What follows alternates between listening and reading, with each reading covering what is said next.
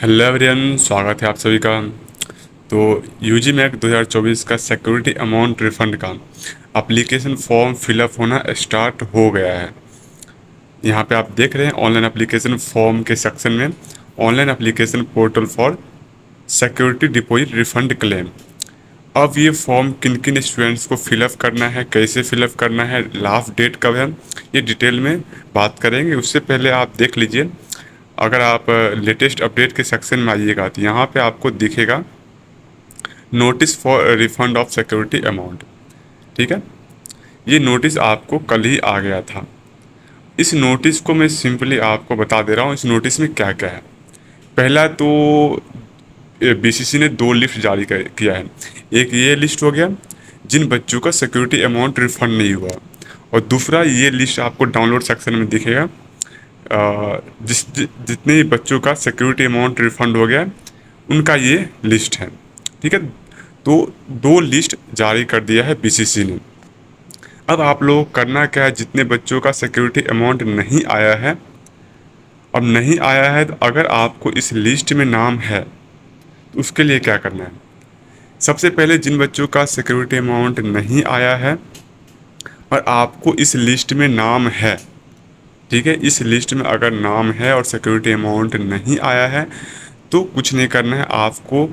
जो अभी form release हुआ है साइट पे, जो अभी मैंने बताया, उस फॉर्म में जाके अपना डाटा रोल नंबर के द्वारा लॉगिन कर लेना है। लॉगिन करने के बाद कुछ क्वेश्चंस आपसे पूछे जाएंगे, उस क्वेश्चन का आंसर देना है। उसके बाद आपको अपना बैंक अकाउंट देना है। अब बैंक अकाउंट पूछिए कौन कौन सा बैंक अकाउंट देना है, तो या तो आप अपना अकाउंट दे सकते हैं या पेरेंट्स का अकाउंट दे सकते हैं। आपको वो सेम अकाउंट भी दे सकते हैं अगर लिया तो। किसी अदर का अकाउंट नंबर नहीं देना है, या तो अपना अकाउंट नंबर देना है या फिर पेरेंट्स का अकाउंट नंबर देना है। ये दो अकाउंट नंबर आप दे दीजिएगा, उसके बाद आपका सिक्योरिटी अमाउंट रिफंड हो जाएगा।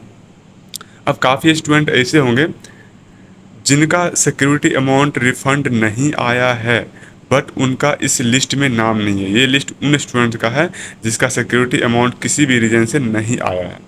ठीक है, और उनका इस लिस्ट में नाम नहीं है, सिक्योरिटी अमाउंट भी नहीं आया है, तो आपके पास एक ऑप्शन है। ऑप्शन ये है कि आपको बीसीसी बोर्ड में के ऑफिस जाना है।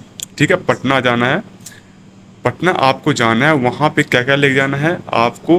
Hard copy part A and part B जो मिला होगा, part A and part B लेके बीसीसी ऑफिस जाना है। साथ ही साथ आपने जो अपने बैंक अकाउंट का स्टेटमेंट ले जाना है जिसमें ये दिखे कि आपका सिक्योरिटी अमाउंट कटा था। ठीक है, उस सिक्योरिटी अमाउंट का बैंक स्टेटमेंट ले जाना है। Part A and part B ले जाना है। उन स्टूडेंट्स को ले जाना है जिनका सिक्योरिटी अमाउंट रिफंड नहीं हुआ है और किसी भी लिस्ट में भी नाम नहीं है। अगर अगर आपका लिस्ट में नाम है तो सिंपली आपको ये फॉर्म फिलअप करना है। यहाँ पे उस फॉर्म फिलअप को करते ही आपको सिक्योरिटी अमाउंट वापस आ जाएगा। ठीक है, इतना ही सिंपल सा प्रोसेस है। इसमें आपको सबसे पहले user ID, email address, application number, roll number और कैप्चा डाल के साइन इन कर लेना है। साइन इन करते ही कुछ क्वेश्चंस आपसे पूछे जाएंगे, वो क्वेश्चन का आंसर देना है।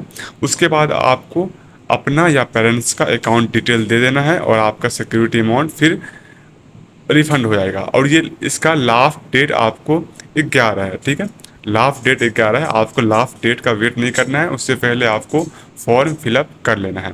और हाँ, अकाउंट डिटेल पाएगा उसमें आपको पासबुक का फ़ोटो अपलोड करना है। तो पासबुक का आपको फर्स्ट पेज अपलोड करना है, जिस पेज में आपका bank account number, IFSC code number और नाम लिखा हुआ है। जैसे आप पासबुक खोलते हैं तो पहला पेज जो आता है जिसमें आपका bank account number, IFSC code number रहता है, वो आपको अपलोड कर देनी है। इसके बाद भी कोई डाउट आता है तो आप कमेंट सेक्शन में पूछ सकते हैं, और डिस्क्रिप्शन बॉक्स में टेलीग्राम चैनल का लिंक दिया गया है, वहाँ से आप टेलीग्राम चैनल ज्वाइन कर लीजिए। वहाँ भी आपको कोई डाउट आएगा तो मैं वहाँ पर्सनली आपको सारी डाउट सॉल्व कर दूँगा। तो मिलते हैं नेक्स्ट वीडियो।